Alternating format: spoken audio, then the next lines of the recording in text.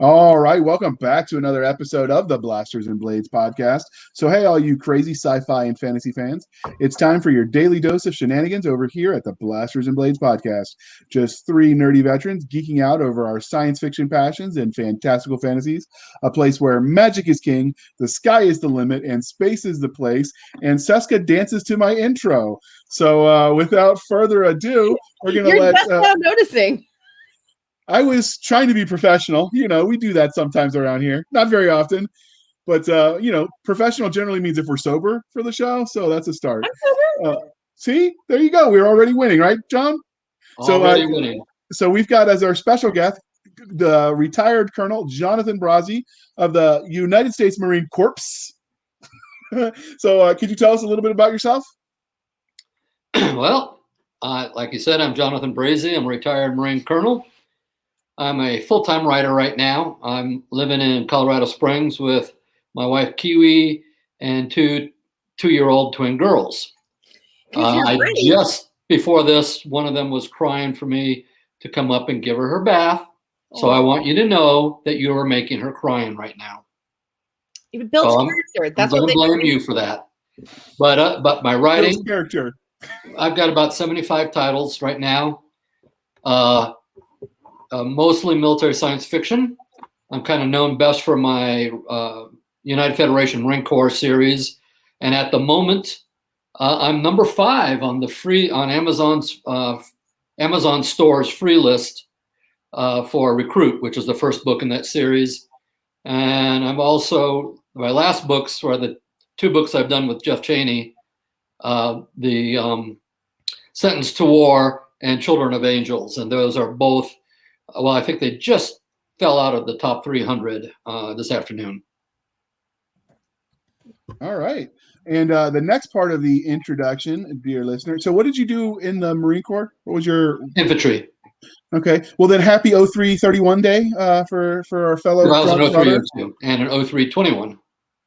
So that's the calendar date matches the rating for the Marine Corps Infantry MLS on today.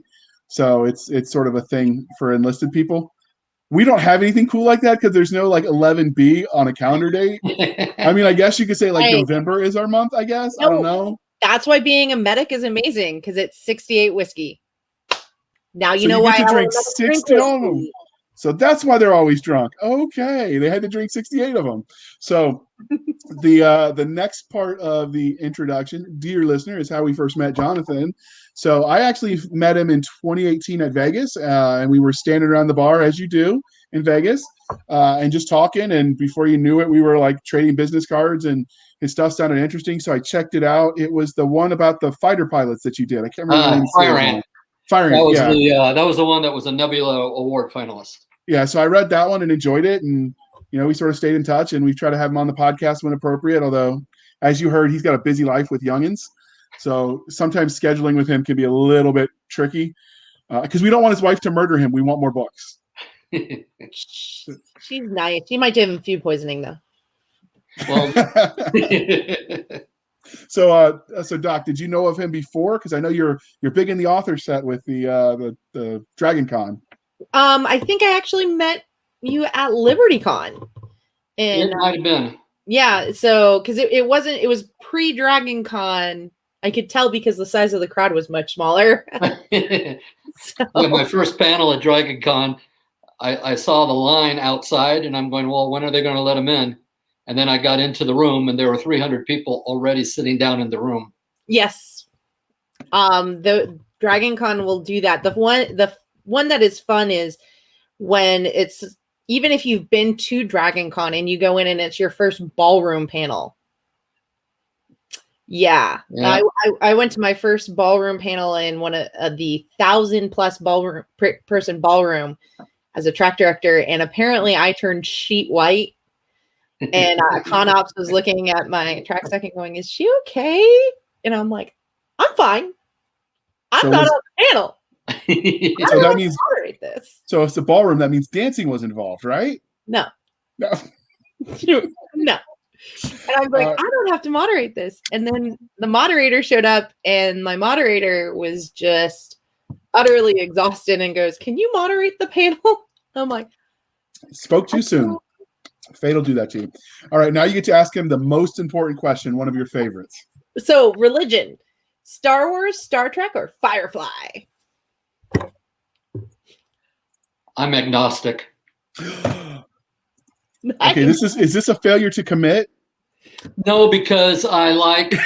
I've never heard that. On one hand, my brother is one of the people that protested when I think it was NBC, or was it ABC or NBC, canceled Star Trek after 2 years, and he got on a bus and went down to New York and protested, and it actually came back. And so I was a huge Star Trek fan, and then I was going to say I was a friend, but I'm not. I'm an acquaintance of William Shatner, and so I have that whole thing going. I love Star Wars, but I get frustrated with, and I know it's not really science fiction. I know it's a fantasy, but World War II bombers bombing a spaceship and all that kind of stuff. So I have things I love about each one, but I also got beat up because of Star Wars. Wow. Okay, you got to tell us the story. I at the Naval Academy, you can't really skip school, but I did during finals with one of my friends, and we drove to. I had heard on the radio an ad saying, "Don't worry, it's just a Wookiee," and then whoosh, "Don't worry, it's just a fighter." And I thought, what is this? It sounds kind of cool. So we went there the very first day. We drove to Washington, D.C. on Connecticut Avenue, a theater there, and we saw it. And there was no lines, no nothing. But that weekend, it got big. And everybody started going. But, I'm at the Naval Academy. People can't just leave. And then I immediately go to BUD/S, which is the SEAL school out in Coronado. Mm-hmm. And a bunch of people wanted to see it. And they were Air Force cadets, Naval Academy midshipmen. And I had a car. I had a Fiat 128 wagon. Small car. But we looked like a clown car because we had about 12 or 13 people all piled in. And we drove down to Mission Valley to go watch it in one of these big, huge theaters down there. And on the way, they were asking me, is it really that good? I went, yeah, it's great, And I said, it's kind of sad at the end, when they all die. And they're going, what? I said, I thought you knew. Yeah. Of course they can't win, but by them dying, they created this huge revolution. I'm sorry, I didn't know. When they got out of there, they beat the living crap out of me, if I could say that. It wasn't worth it. And these are all guys that want to go SEALs, so it was a kind of a tough crowd. Doc would do that to somebody. Tell them, they all died. Yes, I would actually. But I have a friend actually who had a shirt that gave the exact page on which Dumbledore died. A year after the book came out, she got yelled at Dragon Con for it. Somebody finally realized it? No, because it was like the book had been out. Everybody already knew, but the shirt came out really quickly afterwards, apparently. And it was literally just Dumbledore dies and the page number. Oh, should we put a spoiler alert up? We could do that for a book is over 10 years old. If they haven't read it at this point, it's on them. No. All right. So, okay. Now on to the other religion question, and maybe you'll be more definitive here. Okay. Potterverse, Game of Thrones, or Lord of the Rings? Definitely Game of Thrones over Potterverse. I would have been surprised if you were a Potter. Yeah, I enjoy the movies, but to me it's light entertainment. Game of Thrones and Lord of the Rings are much deeper. Something, I really love Game of Thrones, but I'm gonna have to go Lord of the Rings. Nice, very classic. I like it. So good answer. What was your first love, sci-fi or fantasy? Sci-fi. Okay. That was definitive. I had been reading. I read Don Quixote de la Mancha was the first adult book I read, and then because I just was going to show everybody I could read it, and I really liked it. And then I was kind of Hardy Boys, and things like that. And my brother had a copy of Andre Norton's Starman's Son. And that, at that time, I think it was just called Starman's Son. It wasn't called Daybreak. It didn't have the 25, 21, or whatever the date is. And I picked it up and I read it, and I was just, I was mind boggled. I could not believe that you can make your own universe and actually tell a story. And I was just like, oh my gosh, this is the greatest thing in the entire world. So I read all of Norton's books. And then my brother said, well, if you like Norton, you got to go to Heinlein. And then Heinlein, and then I went on and McCaffrey and all that kind of stuff. So I started with sci-fi before I got into fantasy. So that remains my true love. But I do have a Heinlein story too. Go. When I went to the Naval Academy, I wrote a letter to Heinlein, and I put inside a self-addressed stamped envelope to my brother, and I wrote a letter saying, "Please, can you just scribble a note saying, why haven't you contacted your brother?" Well, Heinlein writes this 2-page letter. Telling you, midshipmen need to have family supporting them in their first year, blah, blah, blah, blah, blah. And remember back, we didn't have email back then, so things had to go by snail mail. About 3 weeks later, I just get a letter. All it says, why is Robert Heinlein writing me and scolding me? That's awesome. Oh my God. I wish I had thought to do that. and he did it.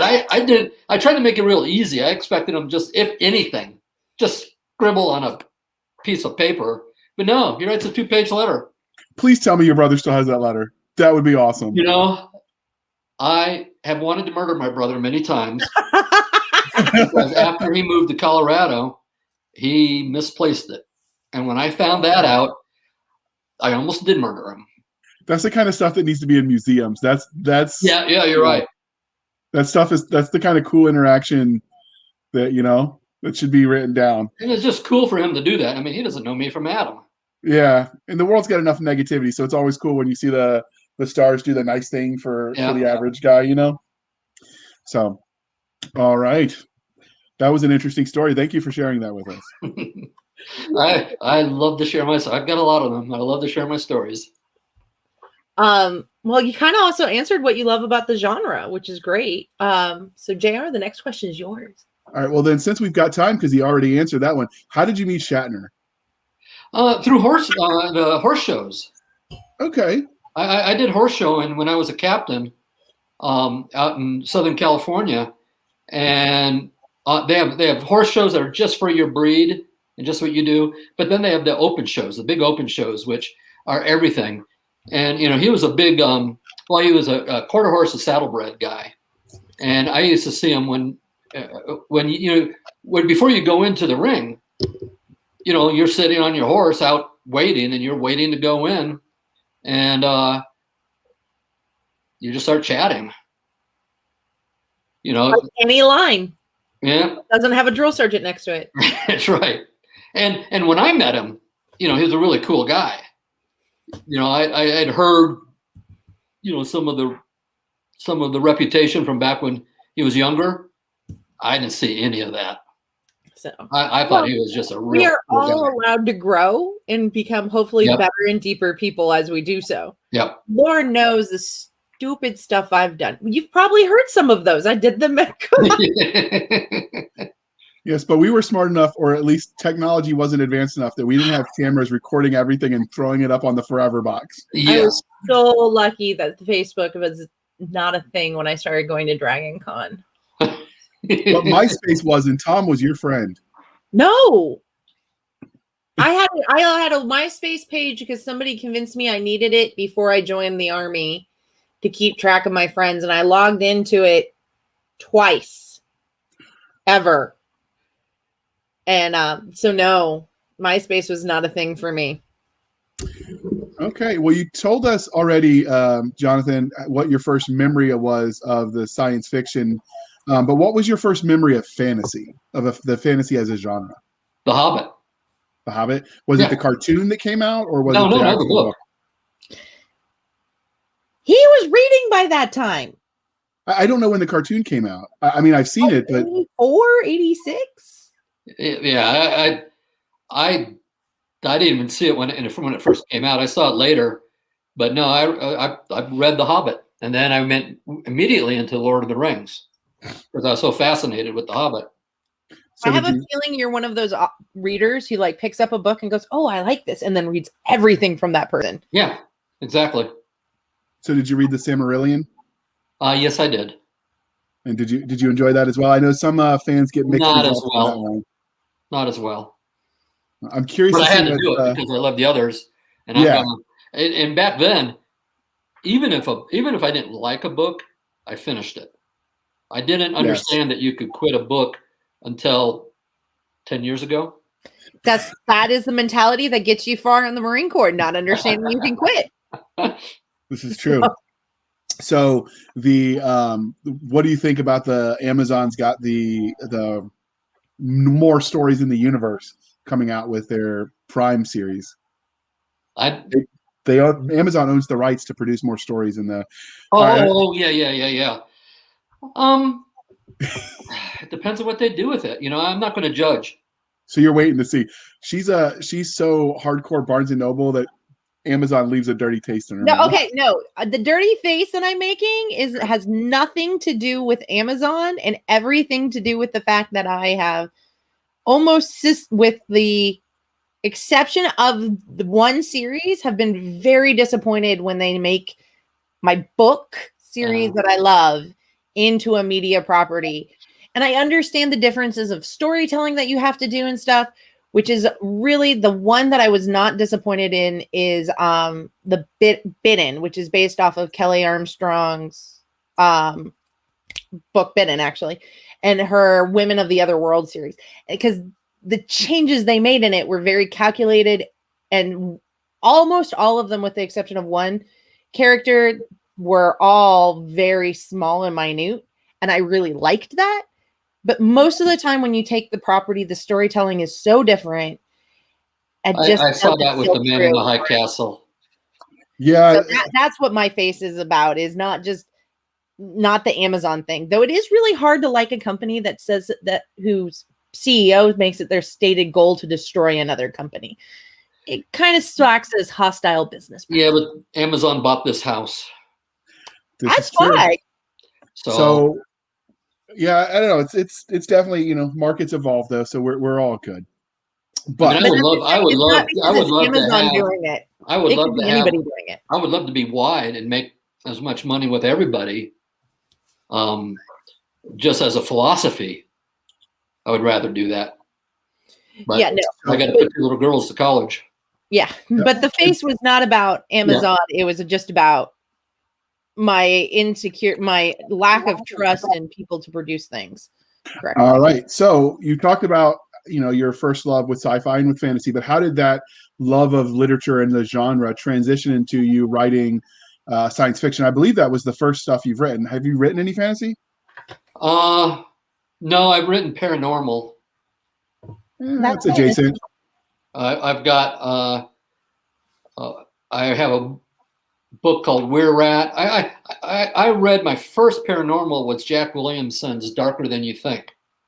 And I thought that was pretty cool.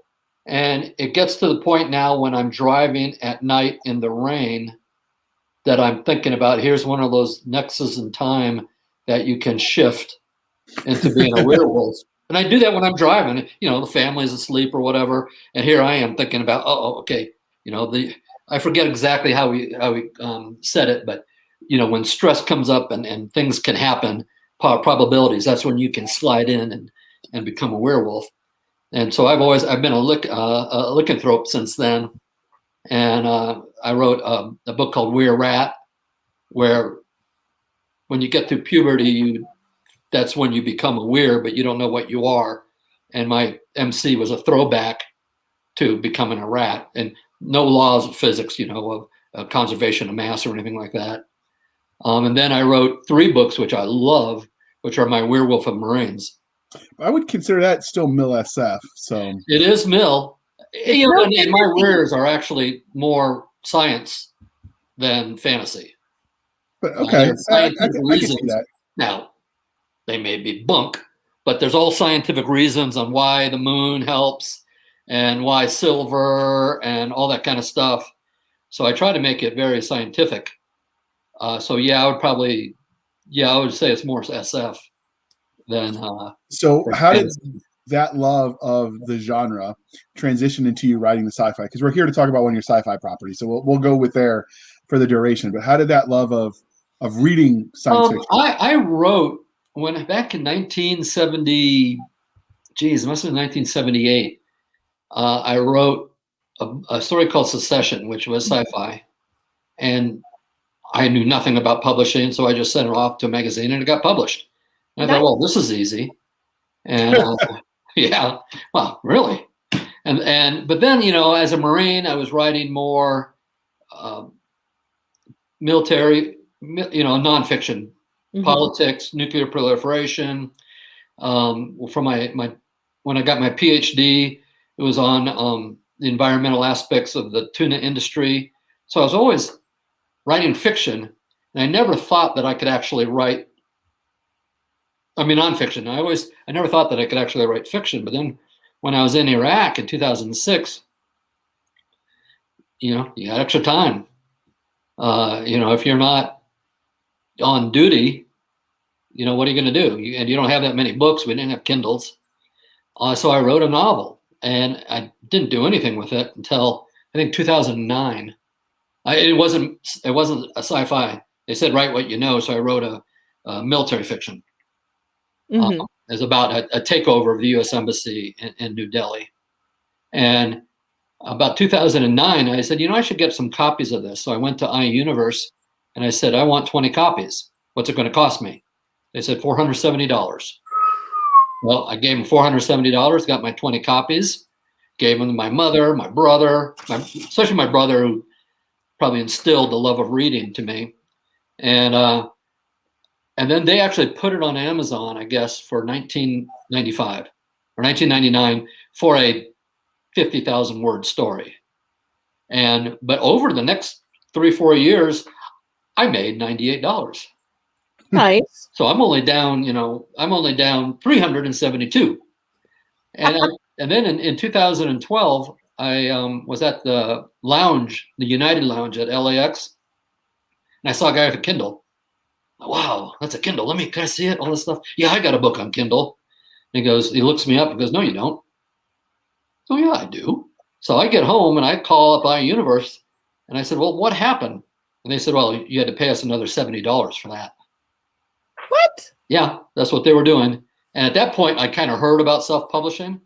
So I said, well, wait a minute, I got the file. I'll just throw it up there. But no one's ever going to pay anything for what I write. So I'm going to put it at 99 cents, right? In about 2 weeks, I sold 400 copies. By the end of the month, it sold 700. And I'm like, there's 700 people that read something that I wrote. I was just flabbergasted. I couldn't believe it. And then people started finding me and contacting me and said, well, where's book 2? Like, kill off half the people in book 1. But I wrote book 2 and book 3. Did you add more characters then? Yeah, I had to bring in more characters. And they're all based on kind of realistic takeover of the U.S. Embassy, fighting Somali pirates, and the Chinese taking over the Spratlys. And so those are all really kind of happened after that. And then I wrote We're Rat. And I wrote my first science fiction book. And I was, as a hobbyist, I was making a little bit of money, not a lot, but I was just amazed. And then I wrote Recruit in the end of 2014. And that was the first one, my first military science fiction. And that took off. And that led to 8 books in that series, and another series with 5 books, and another series of 3, and lots of short stories. One of them, my first Nebula nomination was for one of them. My USA Today bestseller was one of them. So, it's done pretty well for me. So many authors will let their real life experiences influence the kind of stories they tell. So were there any specific formidable moments that really shape you as a storyteller? I don't know if it's shaped me, but I definitely use my experiences within my books. In a lot of my books, the battles are real. Either the things that I've seen or studied, they're just, the names have been changed to protect the innocent. I have a book, I have a military fiction about a sniper in Iraq. And I wanted to use a fight in Ramadi that I was there when this fight was happening. And I contacted the staff sergeant who led this group of snipers. And he was just all thanking me for asking him if I could use this battle and stuff. And he gave me a lot more information. So I use a lot of truth, but whether there was something that changed me that I put into it, I can't say there's a specific incident, but it's what I learned as a Marine. The brotherhood of the Corps, the integrity, the loyalty. Those are the things that I try to bring out in my books. Okay. So speaking of the military fiction, you just mentioned your bio, and we in an introduction mentioned that you served as a infantry officer in the U.S. Marine Corps. Don't worry, we forgive you for not being Army. But we ask all of our military veterans this question. But how do you feel like your time in the Corps affects the stories you tell? Oh, aside from just understanding combat. It totally affected me on my. I was kind of an outlaw when I was a kid. I'm surprised I didn't end up in jail. I know people say that, but I really could have. I was too smart for myself. I could do anything. I could outsmart anybody. I could do whatever I want. And going to the academy first, and then in the Corps, that completely changed who I am. Where honor is paramount, honesty, all that kind of stuff, loyalty, and so how I grew in the Corps and at the Naval Academy too, has really affected my outlook on life, and it's affected how I write the books that I write. It's all my characters. I have no superhero characters, and a lot of them may not have been too good. Okay, there's an example. I have a Werewolf of Marines. The character is a complete jerk who never should have been a Marine. And in fact, one of the reviews said, I quit after 3 chapters because he was such a jerk that I wanted Werewolf to eat him. And I've had a couple books like that, and I stuck with it though, and I found out that I really liked the character, surprisingly. In here, I think that was a little bit of me in there, and hopefully, I've grown myself as much as the character in Werewolf of Marines. I don't know if I answered your question. No, you did. So it sounds like it wasn't so much one specific incident, but a theme that affects you, like the honor and integrity and all that. Is that something that you try to put in? Because one of the things that I don't particularly like is when it becomes message fiction, right? Like whatever the message might be. Because I don't want to be preached at. If I wanted to be preached at, I'd go to church, right? I read books to have fun, to escape. And so I definitely noticed from the stories of yours that I've read that there seems to be that underlying theme of the duty, honor, country kind of thing. I guess that's Army, not Marine Corps, but that kind of idea, is that intentional? Yeah, is that intentional, or is that just something that has become so much a part of you? I think it's a part of me, but it's also, I don't want to write about a bad Marine Corps. Or I have Army books, same thing with the Army. I have my Navy books, same thing with Navy. I like to give shout outs. I haven't done shout out to the Air Force yet, but Coast Guard I have. I will admit, I think one of the things, I've seen some books that are more like, oh, we're going to do mil SF, but with mercenaries. And I go, I don't see the love of country and sacrifice pushing people that far if they're not dedicated to their country or a higher ideal. So I have a hard time buying into some of that at times. Yeah, I have a book that has a short story. and I needed them to be mercenaries because it was a book about corporate warfare, but I didn't have the same duty, honor, country in there than I have in my novels. Yeah, but it was for a reason, because they weren't motivated by those things. Yeah, they weren't motivated. It was the bottom line. And they're not going to die for their cause either. No, yeah, and that was the big thing. Very few people actually died, but when they did, it was like, we can't let it go to there. That's why they surrendered when they could, because they knew.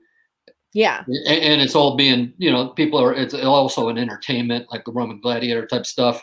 Yeah. And so, yeah, they weren't going to die for their buddy. So the only person I've seen that really pulled off the mercenary type effect where it was believable, there are two of them, is Marco Kloos did. Marco Kloos. And B.V. Larson have done them, but it was more like they were mercenaries for other races, but they were doing it to save humanity. Yeah. And that was, so it was very clear in that respect. Marco's just a good writer. He is. I enjoy him. He's a nice guy too. He's a good guy. I emailed him. Doing it to save humanity is one deal. Yeah. So I emailed Marco after his 2 stories got on Netflix. Oh yeah. One about the werewolves in Iraq. Yeah. And where they were Marines and they're calling the gunnery sergeant Sarge. And I emailed him and said, hey, great story, but and he was so mad because he wrote it for the Army. And at the last second, the producers decided, it needs to be Marines, but they didn't change anything. Oh no, Yeah, that would have. He said he's heard it from a lot of people now. Marco was a German military veteran, so he knows what he's doing. But yeah, so I think with mercenaries though, I agree with you. It's hard to get those themes, but we're not here to talk in general. Although we can have you back to have general sci-fi nerdery. We're here to talk about your book. So when you write, we've talked about the themes that you carry over, but do you ever bring in people besides this one instance with the battle with the sniper? Do you write about people you served with? Yep. Okay. And the funny thing is that I write about people that I've served with whom I've served. And I have a lot of people contacting me and saying, "Oh, I served with that guy. I served with that guy." You'd be amazed that when I'm writing about a person that I specifically knew, a Marine, I have people from the Army, Air Force, Navy, who say, "I know I served with that guy." Particularly the Marine Corps is not huge. No. So it's much more likely to happen if you're talking about Marines. Because you are a distinctive lot. You know where the second most common place to find a Marine is? A bar? Army or National Guard or Reserve. Oh, unit. yeah. Well, that's true. They recruit heavily from them because they're like, wait a minute, I could get promoted really easily and I get to stay home. I go down to Fort Carson. If I look out the window, I can see Fort Carson. I go down there a lot. I go to gym, commissary, PX and stuff. And I have my little Marine hat, and I have a lot of soldiers come up to me and go, "Sir, I was a Marine for 4 years." I go, "Well, what happened now? What happened?" And I got out and I joined the Army Reserve or National Guard, and then I came back in. They come up to me all the time, very apologetic too. It's because the promotions, I think, are because the Army's bigger, so there's more slots. But yeah, my squad leader when I was in Iraq he had enlisted in the Guard because it was promised him he'd get to stay home after the war started for a little bit, after 2 deployments, and then 14 days after he enlisted in the Army, they're like, guess what? All right. So the nice thing, I'll say this, then we can go on. The nice thing about being next to Fort Carson is, I go down to use the gym, and what's really nice about it is like all the heavier weights, they're like brand new. It's like they've never been used before. I see what you did there. So does the time in the service affect the kind of stories you engage with, not this time as an author, but as a reader? So do you think it affects how you read stories now? If they're about the military, yes. When I read a book that is whether it's military fiction, military fiction tends to be better with the military, but military SF, when I read some of these where the major is calling the private sir, I mean, it's just, or the SEAL got out after 13 years because he made a war crime in Iraq, but he's got a retirement and he's got TRICARE, and I'm just, it really bugs me. I'm kind of stickler anyway for reality. Now, you always have to have the thing, especially in science fiction. It's faster than light travel. It's alien life. I'm fine. But it's got to be real within the universe that you create. It makes sense. And I don't think there is you go back to Babylonian times, whatever the Babylonian major was not going to call the Babylonian private sir. What I would say on that one is, if you're a civilian writing military and a vet tells you something, even if you don't agree with them, listen to it. That's what I tell people. I tell people ask me at panels, at cons, I want to write military science fiction, but I've never served in the military. What do I do? And it's not just science fiction cons. I went to RWA and I went to a panel where I answered some Romance Writers of America. I was going, wait, the same RWA that? Yeah. With SIFWA, I was creating Science Fiction Fantasy Writers of America. I was creating an education program. RWA has a great program. So I went to the convention and I went to some panels because some of those writers know what they're doing. Some of them are fabulous. Making the ruling. I'm not poo-pooing romance writers. And there was a panel where the person who's giving the panel knew nothing about the military. And so I made a few comments, and I have a lot of romance writers who contact me now about their military stuff. And I tell people, if you didn't serve in the military, go down to the VFW, go down to the American Legion, offer to buy the guys there a beer, and they will give you enough stories in one evening that you could write a trilogy. Very much so. So William Frisby has a book on space infantry combat, which basically is his projection to a point, but he also references all of the pertinent FMs and field manuals and stuff that he quotes, and it's basically a conglomerate. And even though I have most of the field manuals still that he references, I still use his because it's all in one book. They don't have to take them all out. And so that's a good reference too. And there are a few other people that have probably written like how to do it for dummies version of the military. And the other thing to think about when it comes to tactics is almost every sports game out there started as a training for a warrior. Yeah. So if you can understand tactics as it relates to a sports game, just apply that same thinking and then start killing people. I mean, in the book, obviously, I'm not endorsing criminality. Please don't. I was going to more say, have you seen some of our people? Athletics is not our big thing in geek culture typically, but moving away from that, because I'll get lynched. Have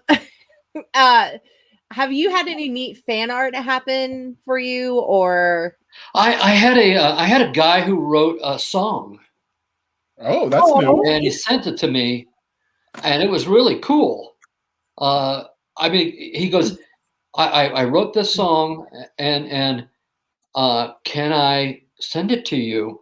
I'm like, yeah, right now. And then he asked me, is it all right if I put it up on whatever they sell songs, the Amazon for songs or whatever? Yeah. No. Is it iTunes? iTunes is Apple. Yeah, I know, but is that where people put up their indie work? Yeah, you can.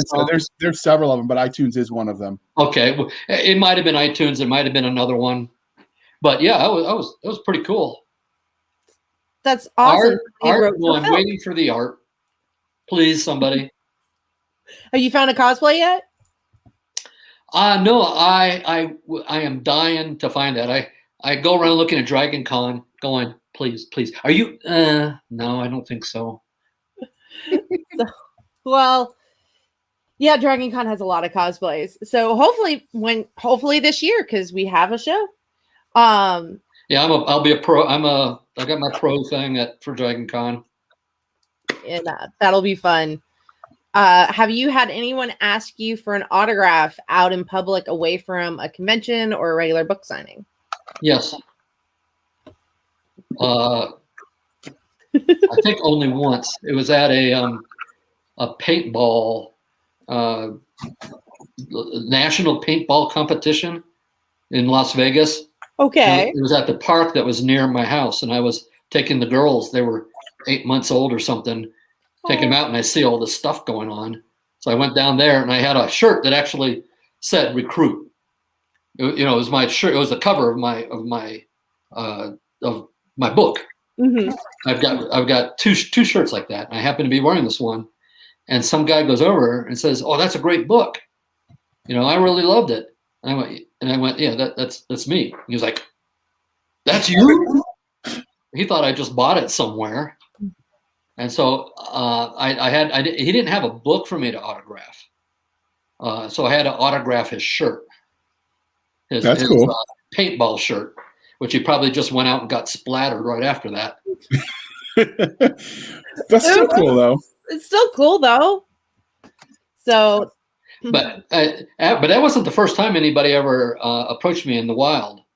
I told you that for my PhD, I had written a book about the tuna industry. And a friend of mine in Thailand was getting married, and he was from a very big family. So there were like 6,000 people at the reception. And yeah, it was this big. And so that's like bigger than Dragon Con, right? It was high society, all that kind of stuff. Your math skills suck.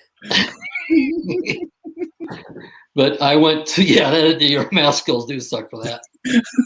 And so when I was with another friend of mine, and he motions to these two young women to come over. And in Thailand, I'm Dr. Brazee. That's just what they do there. So he said, "Yeah, this is Dr. Brazee. I want to introduce you." And one of them looks at me and goes, "Dr. Jonathan Brazee?" I went, "Yeah." And she goes, "Did you write?" And she said the name of my book. Well, she made a couple of mistakes, but she said the name of the book.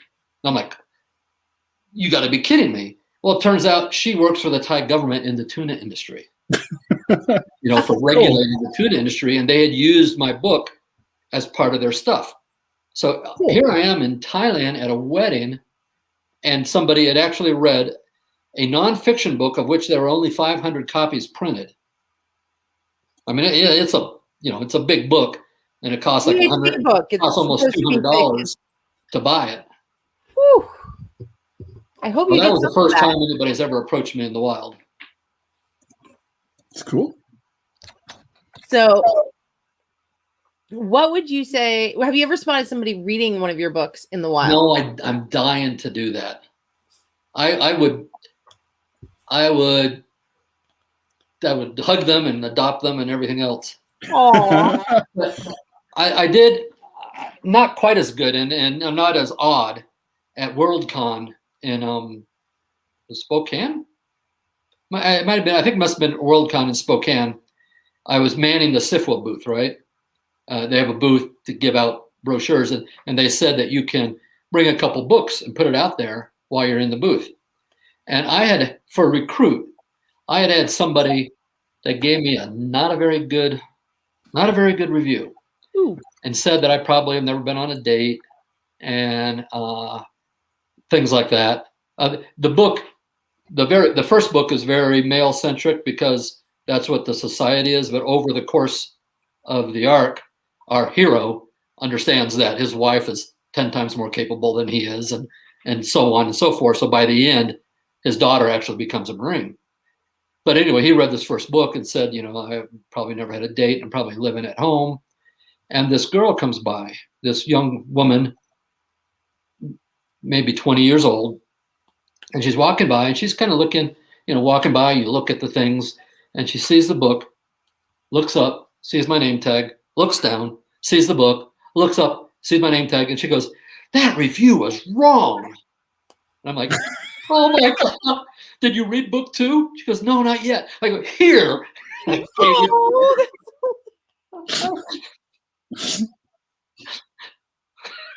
You probably made her day. I made my day. You made her day. She made his day. I gave her the book. In fact, I gave her the next 2 books. sergeant and lieutenant. Nice.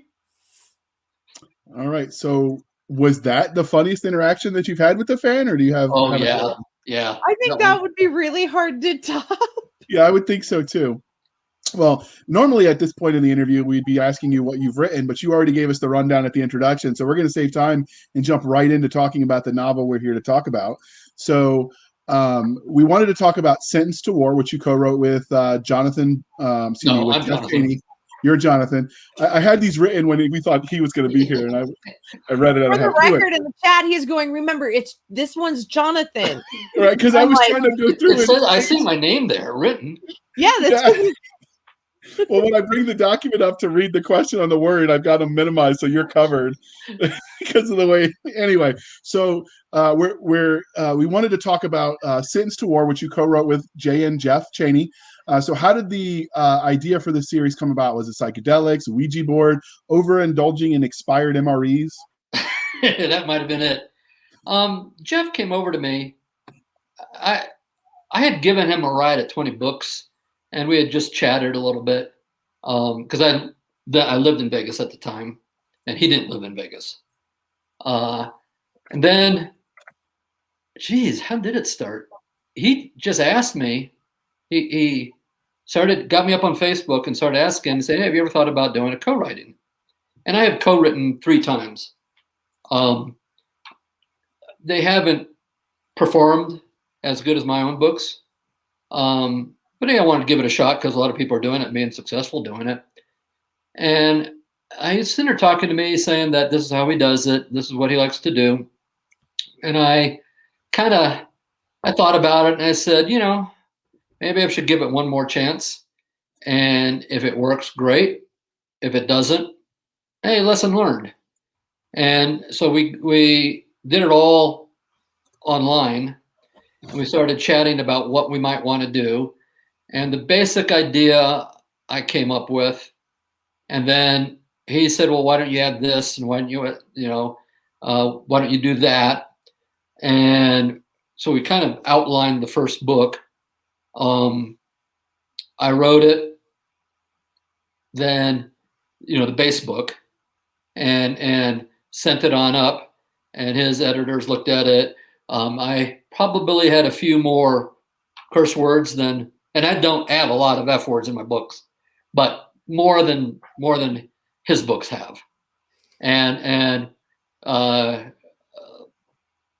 so we discussed some of that with one of the editors. But it kind of, with the additions, Jeff came in and put some little additions in there and helped steer it. And between the two of us, I think it's a better book than I would have written alone. And I'd like to think it's a better book than Jeff would have written alone because we had 2 different points of view. I was able to keep, the storyline, which I'm kind of known for, and the realism for military. And Jeff was able to bring in some emotive things and do what Jeff does really well. All right. So before we dig into talking about the story more in depth, we wanted to take a minute to talk about the cover, and I got it on the screen for you, dear listener.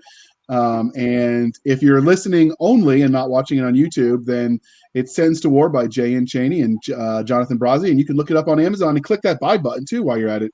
But how did you come up with the art for this for the series and for this novel? I didn't. Jeff asked me what do we do, and I was kind of like, I didn't really even have too much of an idea. And all of a sudden he just says, how about this? And I looked at it and I went, yes. It has a little bit of a Judge Dredd feel with the way the helmets are. Exactly. Well, that's exactly what was said. Okay. Well, fair enough. Short and concise on that one. All right. I would like to say that I had more to do with it because I think the cover's great. Okay. I think it stands out in terms for science fiction covers. Yeah, it definitely does. It sticks out. So what would the 30-second elevator pitch for this novel be? Oh, the 30-second elevator pitch it's going to make it sound kind of tropish, but that's what it is. I like tropish. Actually, I had a conversation about tropes today, exactly to that point. And if you don't meet the tropes, people who read expecting them are going to be upset. And I learned that lesson with one of the books that I didn't follow the tropes. And I had people who were not happy with that. JR likes to tease me that I've made up a word, but I told him it really is a word, and it's tropolicious. I like that word. See? I like that word. I approve. I think it's a real word. See, JR, it's a real word. We're going to start using it in everything. I like it. In fact, I'm going to use it in some of the reviews I write. I only write a review if I think the book is 5-star, because as a writer, I don't think it's fair for me to do anything below that. So if you look at Goodreads, every report, every review I have is 5-star. That doesn't mean I think every book is 5-star.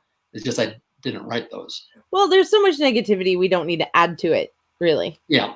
There are some people who really think that negativity is what makes them sound critical and smart. Oh, yes. Doesn't. There's a guy who, within my military SF friends, he's very well known. He writes huge, long reviews. You know, it's like an essay. So he's read the whole thing, but he puts up like 2 reviews a day. And they're all 1-star, 2-star. Every once in a while, one will pop out as a 4. But for my 8th book in the series, he said, "Thank God it's over." And I'm like, well, thank you for buying 8 of my books. Bought me lunch. Some people I do not understand, and I may know who I think I know who you're talking about, and I don't understand. What? DD initials. Yeah. Yeah. Okay. Well, some people I just don't understand. Yeah, I mean, but you're bringing them joy by giving people something to complain about. So you're still serving your audience. And they're putting money in my bank account. That military theory. Everybody likes to complain. Yep. So what makes your series special? You've given us sort of the elevator pitch, but what do you think? Actually, I didn't even tell you what it's about, but it's special. I think I'm kind of known for my realism in my writing, my military writing, and my fans really like that. Jeff's fans are more, Jeff's readers are more broad-based with a lot more interest in different things. And so I think that together we've done something that has a broader appreciation, that more people are going to like to read it, yet the military is true. It's like as if we were talking about Star Wars and stuff. It's as if somebody had the grandiose vision of Star Wars and the all the different intricacies, the ideas of the different worlds and everything, yet it was militarily accurate. So, okay. So what was that 30-second elevator pitch then? I got so engrossed in what you were saying, I didn't realize. It's okay. We're beyond that. The real pitch is essentially is the war is going. You got humans banding together for the first time in hundreds of years because of an alien race that's technologically advanced, and humanity is fighting for their, and it's not going well. And because of that, they're conscripting people for all sorts of minor offenses, including our hero. And he thinks he has a cush job with a union, and he finds out that no, he's going to be a Marine. And how does he deal with that, where he doesn't really want to be there? It's like being drafted and going to Vietnam. And how does he deal with that and learn that maybe he has a home in the Marine Corps? Go ahead. Got to be a really hard psyche, because we have an all-volunteer service, really, particularly now. But there are some people who join who feel like that is really their only option. So that's got to be an interesting head psyche place to get yourself into. I've got a lot of the Vietnam vets have already reached out to me. Mm-hmm. There were some when he was getting out, because you were in Iraq right around the time I was in 2005 for my last deployment. And my platoon sergeant, one of them was go to war or go to jail kind of enlistment back. I mean, obviously it wasn't war at the time, but yeah. So I mean, it still happened unofficially. Oh yeah, no. That there and then are with the IRR call-ups, we saw some of that. I mean, technically they had volunteered, but they thought their time was done. So you can see the smatterings of it, but definitely not to the level of what he's talking about with Vietnam. Yeah. So did you draw on like the experience you knew because you were alive for that? I mean, did you? I came in 75. Don't call him old. That's I'm me. not. He wasn't in like for the draft because the war was over when he joined. I had to register for the draft, but no, Okay. I went in. I came in when I was 17 in 75. So the people that I served with were drafted. Okay. Yeah. And a lot of them, particularly a lot of my staff NCOs, my staff sergeants and gunnery sergeants, stuff like that, were drafted out of the ghetto of Detroit, for example. Quite for whatever reason, several of them came out, all within it's 1 square mile in Detroit. And I had quite a few of my, in fact, most of my staff NCOs were drafted and had come out of that kind of lifestyle and then found the Marine Corps. And they said they just traded one gang for another. And this gang was legal. And then like one of them would tell me that my gunny, he said, he came into me one day and he came and sat in my office and he said, my son just got accepted to Duke. And I'm like, hey, congratulations. He goes, no, you don't understand. Nobody in my family even graduated from high school. All my brother is in prison. My other brother was killed. My son is going to Duke. And I was like, well, it kind of sunk in then what he's talking about. His son had been on military schools all around the world. His son didn't go to some rundown school that no one cared about, because sometimes our education system, the poor schools, people don't care about. But his son was able to go to DoD schools from his whole life, and now he's going to Duke, and he's breaking that chain. And that was actually a kind of a moving moment for me when it sunk in. Yeah, I met 2 soldiers when I joined, and I went to basic training with a female who, she felt like the Army was her only choice because she was the only person in her family who had never been in jail. And I knew somebody who he went in, and he was the only person in his family who was male and wasn't in the mafia. So, it is. So there are some people who definitely, and I think it wasn't even 10 years ago that the last draftee retired from the Army. So, I mean, we think about Vietnam being so long ago, but I knew a guy who he wasn't in my platoon, but he had actually, I forget if it was the Crips or whoever, it was a LA gang, had sent him to the Marine Corps to gain skills, and he stayed. Yeah, I would have stayed too. He stayed. So, but getting my buddy who was in his platoon, he used to tell me about that. He said, when his enlistment was up and he was supposed to go back and take his military skills, he just said, nope, I'm re-upping. I think that was probably the better choice, but I might be biased. But getting back to our favorite, we're going to talk tropeliciousness. So what tropes do you think you did best in this? And what tropes did you bring in from outside, like your stereotypical military SF genre?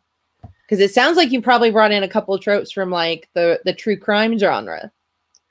Yeah, I would say that the tropes that I have are the ones I normally have are people who you wouldn't think are going to be successful, but finding a home. The willing to die for your friends, your brothers in arm.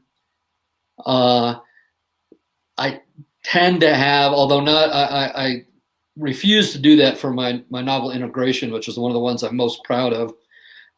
That the empire is evil. In this case, the emperor is really a good guy who's trying to do well. So I kind of broke that trope. But for me, that's the general tropes. I wrote one book where the Marines were the bad guys, although they weren't really bad. You know, they were good guys, but they were the other side. And I got hammered for that. I didn't buy this book to read about the Marines being the bad guys. So what about for this specific novel? Oh, for this novel, you know, we've got the guy who's going to go to jail. Well, he didn't have a choice to go to jail. His choice was, normally you did a crime, now you're going into the Marine Corps. That's just all there is to it. So there's that trope. He doesn't want to be there, but by the end of I don't want to spoil it. Well, we're troping, so I'm not spoiling anything. You know, he finds a home. He learns to be a better person. He's kind of arrogant, you know, kind of stuck up, self-centered, and he understands the meaning of teamwork and brotherhood. So those are some of the tropes that are in here. There's, you know, some of the boot camp.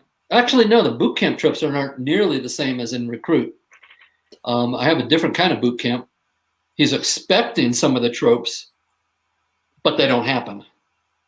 I would imagine if everybody's a go to war, go to jail, the kind of boot camp you would have would be vastly different than what I experienced. I actually knew somebody who was a drill sergeant for one of those kind of boots, and after he retired, obviously. But yeah, he said it was a very different kind of approach to things, and it was a lot more what you'd think of now as old school approach. Yeah. And so you talked about, you know, your main character was the go to war, go to jail kind of guy, and you told us a little bit about him. But were there any secondary characters you were fond of that you want to tell us a little bit about? Yeah, I love Tomiko. Tomiko is she's a real hard ass. She's not very big.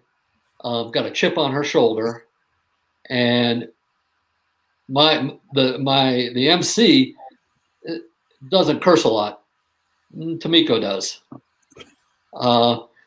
She has, but there's a soft side to her too, because her family.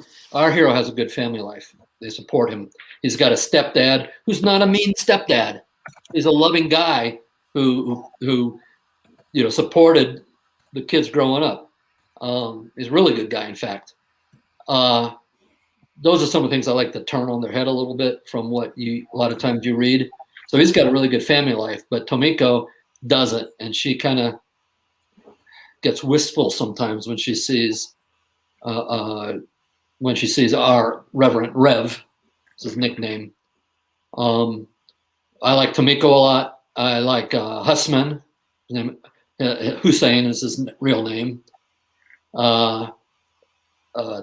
Those are two I like a lot. Tomiko, I would say Tomiko. Okay. All right, the next one is you, Doc. So what can you tell us about the bad guy in this book? The bad guy, they're in the first volume, the bad guy is the situation and the enemy. Okay. But it's hard to do because we don't know anything about the enemy. You know, we don't communicate with them. They can understand standard English, whatever you want to call it. They just basically make demands, and they're powerful. We don't know why they're doing what they're doing. There are some hints in book 1 that if you look at them and you go on to book 3, you're going to go, okay. But we're not going to really understand them at all until book 3. Okay. So it's hard to make them the bad guy because right now they're just, you know, Godzilla or somebody. Yeah, they're just very vague. And so I got to ask, because are you pantsing this? I think is the term JR likes to use, or did you outline it's a hybrid. Okay. Hybrid. I pants. I know where I'm going. I am wearing pants now too. I'll have you know. I wasn't going to ask. You know, you could be wearing a kilt. Well, I had a pair of shorts on for a panel, and I put up my I don't know if you can see. I put up my leg like this. Someone asked, "Do you have your pants on?" Like, they're real shorts. But I pants it because I find that when I did a book with Richard Fox that we had to really have it organized, because I'm doing a chapter, he's doing a chapter. I'm doing a chapter, he's doing a chapter. So we had to follow that. And if we had something that we wanted to add, we had to ask each other, because it could screw up all the other stuff. I remember you talking about that book last year. That's the one they had the famous actors did the audiobook. Giancarlo Esposito did mine. And McDreamy did Richards. Not that I know. There we had to do that. Here, Jeff and I have come up with a general story arc of where it's starting, where we're going, and some cool things to add in there. But I keep thinking, oh my gosh, wait a minute, no, we have to have this. We have to have, wait a minute, this character is really growing, and something bad's going to happen to this character. Now I got to make that, when it happens bad, I got to make it worthwhile. So I have to go back here and do some stuff here. So in this one, you kind of talk about how the world is almost the character and the bad guy. Can you give us a little bit of what to expect in the world, from the world? Like, well, I said the world, but it's what we have are humanity is spread across most of our section of the galaxy. On the spiral arm, our hero is in the Perseus arm. They're called the Perseus Union. So you've got four major nations, I guess, lots of smaller ones, lots of independent worlds, and they've been at war off and on for 600-700 years. Not always war. Things change. Who was an ally is now not. A lot of it's economic warfare and things like that. But when the centaurs, and we're calling them centaurs just because they're coming from that section. We don't know if they really are from that part of the galaxy, but since they came from that direction, that's what they're called. And what they have done is they've united humanity to try to fight this.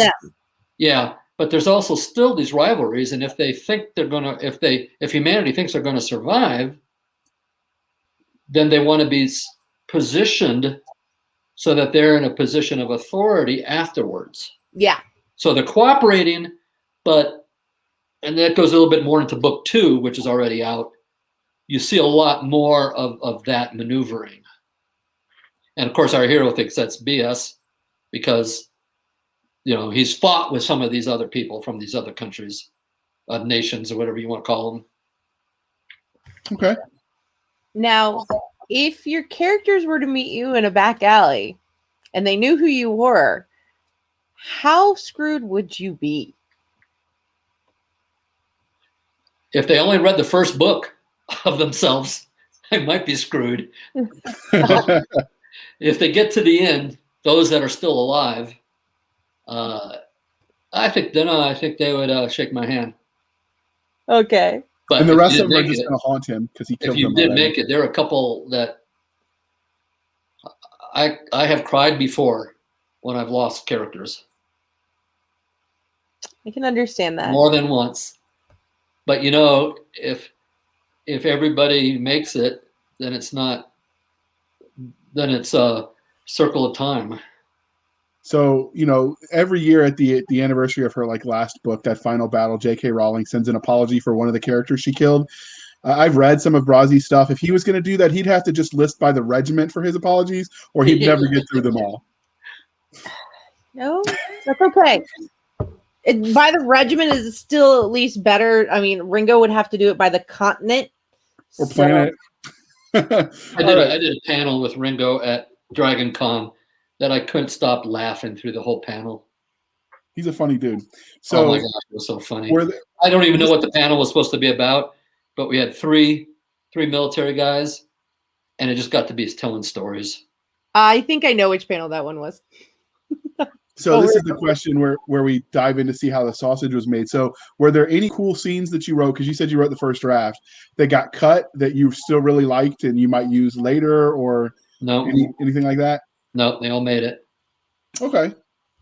Well, then you guys got to go out and buy the book when this interview is over and check it out, so you can leave those glorious reviews on on all the reviewing platforms. So Sentence to War is clearly part of a series. I know because you told me so, and it says so on Amazon. There are currently 2 books out in the series, and you've mentioned the third one on the way. But is their story done after that? What's next for these characters in this universe? I'm actually, initially I had agreed to do 3 books because I didn't know what the reception was going to be. These books are doing really, really well. Because when I co-write with somebody, I've got to figure out on a financial part. I mean, I've co-written with somebody just to better my craft once, and that's fine. But from a financial and a business standpoint, I've got to decide whether if I write the book myself and I'm paying for the cover and I'm paying for the editors, am I going to make more money doing it for myself, or am I going to end up making more if I'm doing it with someone like Jeff after we split, after we do our split? And in this case, it's clear to me that this one is better financially. So anyway, I agreed to do 3, but since it's going well, and the reception, people seem to like the books, I'm going to go out. I have to write a novella that I promised somebody back in August, and I've got to write that next month. So as soon as I finish, Song of Redemption, I've got to write that novella, and then I'm going to go out to Vegas and spend a couple days with Jeff while we hash out probably at least 6 more books. Okay. That's a pretty hefty universe right there. It's all going to be one arc. Each book is a separate book. You don't have to read this next one to know what happened in the first book. And each group of 3 is a separate arc.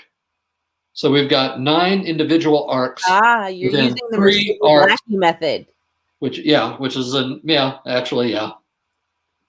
So if you're listening and you don't know what that means, her Heralds of Valdemar world is probably 30 plus books, but most of it is written in trilogies, where she wrote a trilogy, then she wrote another trilogy, and it's all in the same universe and it all interconnects, but they're also all freestanding. So they're all standing, but book 3 leads to book 4, so it's not a break.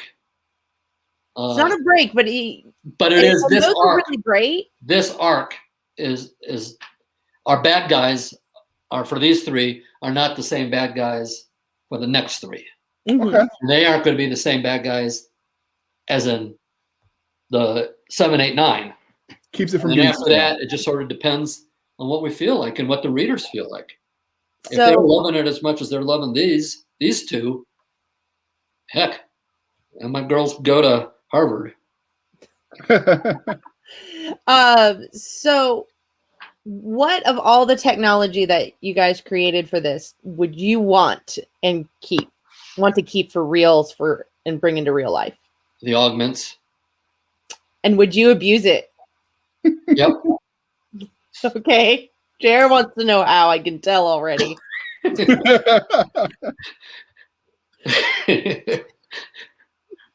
I've been up too long for that. Don't laugh like that.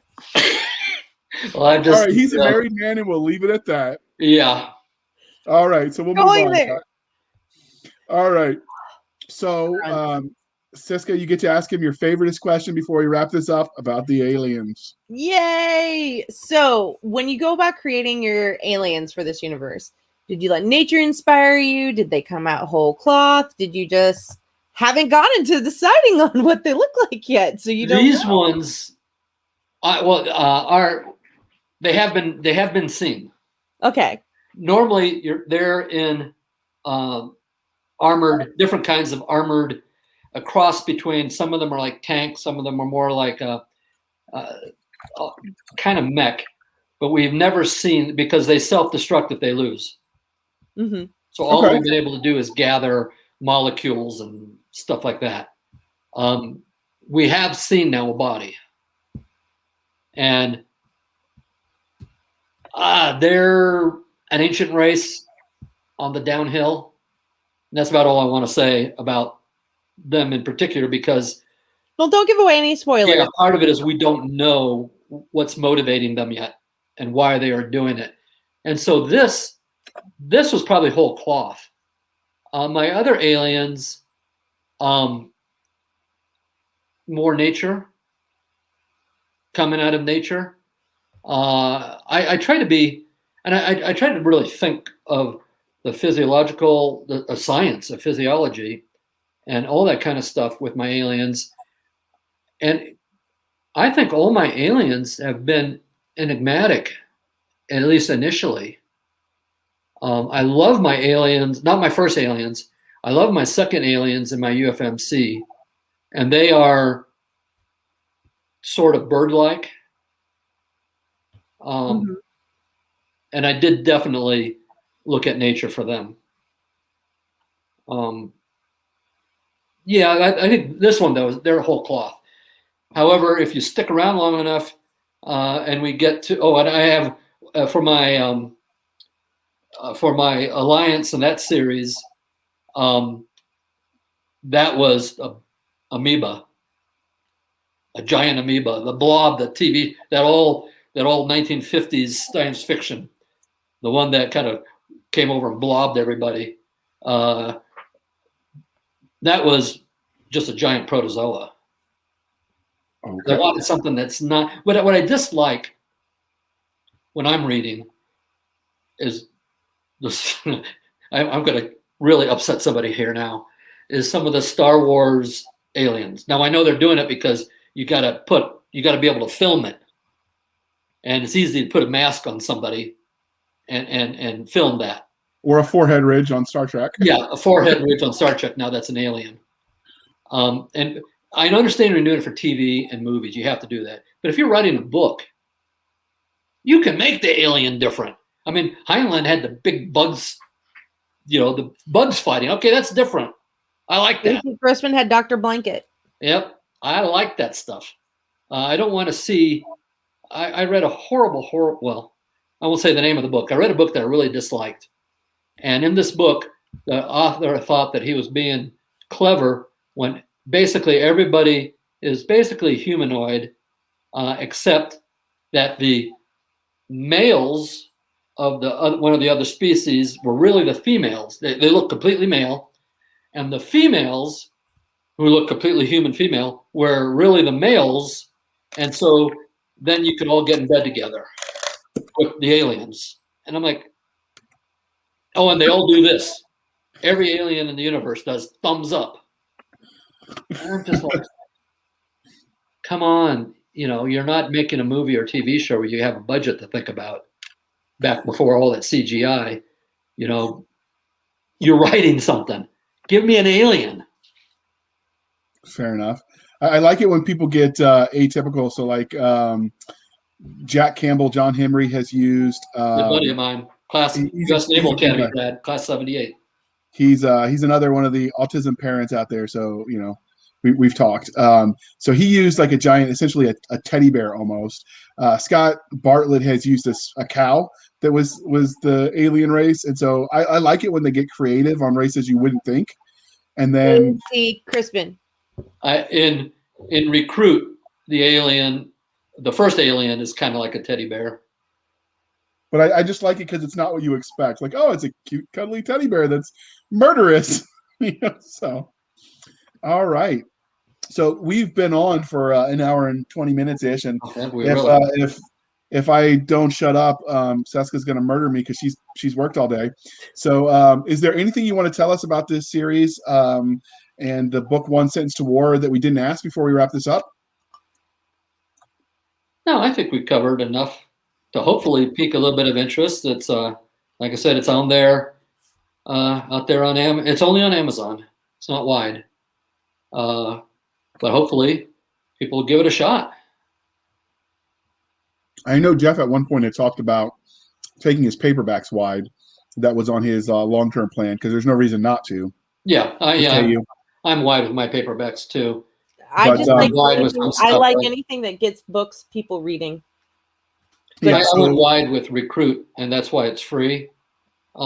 Just hopefully bringing in people.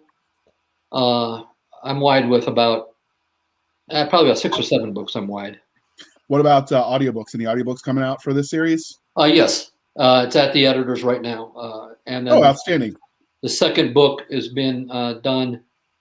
It's starting in a couple of weeks, I guess. So did you sign that with Podium or Tantor or Blackstone? No, we didn't. We're doing it with Variant, with Just Company. Oh, okay. So to do it ourselves. Nice. Cool. Can you tell us who the narrator is, or is that still top secret? I don't think it's secret, but I can't. I'm not the only name I know for a narrator is Mike Bray, and I don't even remember the narrators who did my books.